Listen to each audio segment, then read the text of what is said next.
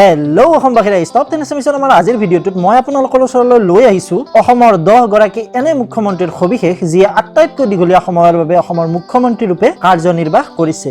গতিকে আহক বেছি পলম নকৰি আমাৰ আজিৰ তালিকাখন আমি আৰম্ভ কৰি দিওঁ।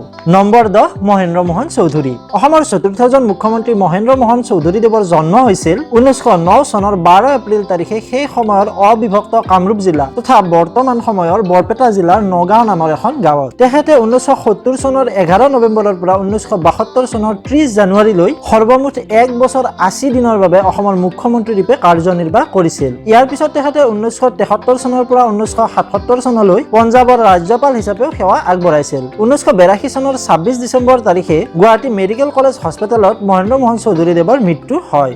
নম্বৰ 9 গোলাপ বৰবৰা। 1926 চনৰ 29 আগষ্ট তাৰিখে অসমৰ গোলাঘাট জিলাত জন্মলাভ কৰা গোলাপ বৰবৰাদেৱৰ নেতৃত্বতে অসমত পোনপ্ৰথমবাৰৰ বাবে কংগ্ৰেছ বিৰোধী চৰকাৰ গঠন হৈছিল। বৰবৰাদেৱে জড়িত হৈ থকা ৰাজনৈতিক দলটো আছিল জনতা পাৰ্টি। 1978 চনৰ 12 মাৰ্চৰ পৰা 1979 চনৰ 4 ছেপ্টেম্বৰলৈ সৰ্বমুঠ 1 বছৰ 176 দিন অসমৰ মুখ্যমন্ত্ৰী হিচাপে কাৰ্যনিৰ্বাহ কৰা গোলাপ বৰবৰাদেৱৰ মৃত্যু হৈছিল 2006 চনৰ 19 মাৰ্চ তাৰিখে। Number 8 doctor Himanta Biswa Sarma. 1969 চনৰ 1 ফেব্ৰুৱাৰী তাৰিখে অসমৰ যোৰহাট জিলাত জন্মলাভ কৰা হিমন্ত বিশ্ব শৰ্মাই 2021 চনৰ 10 মে তাৰিখে অসমৰ মুখ্যমন্ত্ৰী হিচাপে কাৰ্যভাৰ গ্ৰহণ কৰিছিল আৰু সদ্যহস্তে 2026 চনৰ মাৰ্চ বা এপ্ৰিল মাহলৈকে তেখেতে এই পদত অধিষ্ঠিত হৈ থকাৰ সম্ভাৱনাই প্ৰবল। তেখেতে বৰ্তমানলৈ মুঠ 2.5 বছৰতকৈও অধিক সময় অসমৰ মুখ্যমন্ত্ৰী হিচাপে কাৰ্যনিৰ্বাহ কৰিছে। নিজৰ ৰাজনৈতিক দক্ষতা তথা চাতুৰতাৰে বৰ্তমান তেখেতে সমগ্ৰ ভাৰতবৰ্ষতে নিজৰ এক সুকীয়া পৰিচয় দাঙি ধৰিবলৈ সক্ষম হৈছে।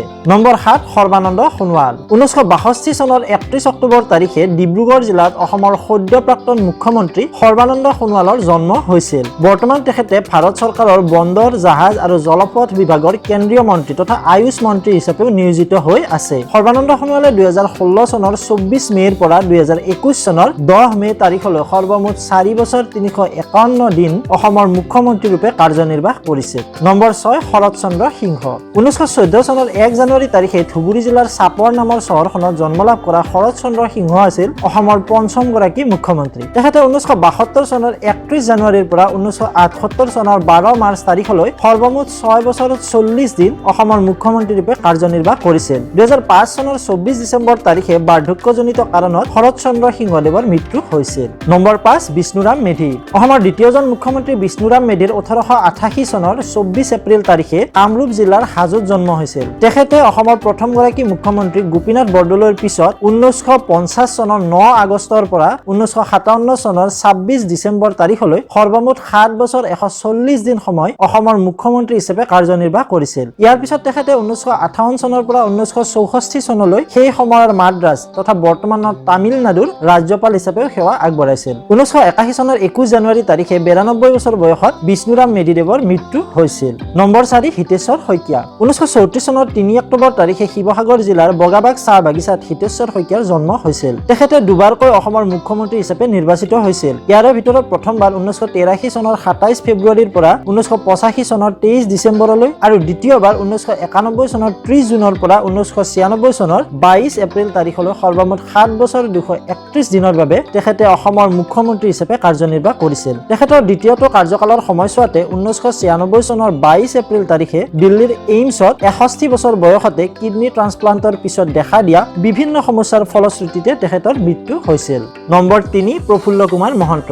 1952 চনৰ 23 ডিচেম্বৰ তাৰিখে অসমৰ প্ৰাক্তন মুখ্যমন্ত্ৰী তথা অসম গণ পৰিষদ দলৰ সহ প্ৰতিষ্ঠাপক প্ৰফুল্ল কুমাৰ মহন্তৰ জন্ম হৈছিল। তেখেতে দুবাৰকৈ অসমৰ মুখ্যমন্ত্ৰী হিচাপে নিৰ্বাচিত হৈছিল। ইয়াৰে ভিতৰত প্ৰথমবাৰ 1985 চনৰ 24 ডিচেম্বৰৰ পৰা 1990 চনৰ 19 নৱেম্বৰ তাৰিখলৈ আৰু দ্বিতীয়বাৰ 1996 চনৰ 15 মে'ৰ পৰা 2001 চনৰ 17 মে তাৰিখলৈ তেখেতে সৰ্বমুঠ 9 বছৰ 341 দিন অসমৰ মুখ্যমন্ত্ৰী হিচাপে কাৰ্যনিৰ্বাহ কৰিছিল। উল্লেখযোগ্য যে 1985 চনৰ 24 ডিচেম্বৰত পোনপ্ৰথমবাৰৰ বাবে মুখ্যমন্ত্ৰী ৰূপে নিৰ্বাচিত হোৱাৰ সময়ত প্ৰফুল্ল কুমাৰ মহন্তৰ বয়স আছিল মাত্ৰ 33 বছৰ আৰু এনেদৰে তেখেতে অসমৰ আটাইতকৈ কনিষ্ঠতম মুখ্যমন্ত্ৰী হিচাপে পৰিগণিত হৈছিল।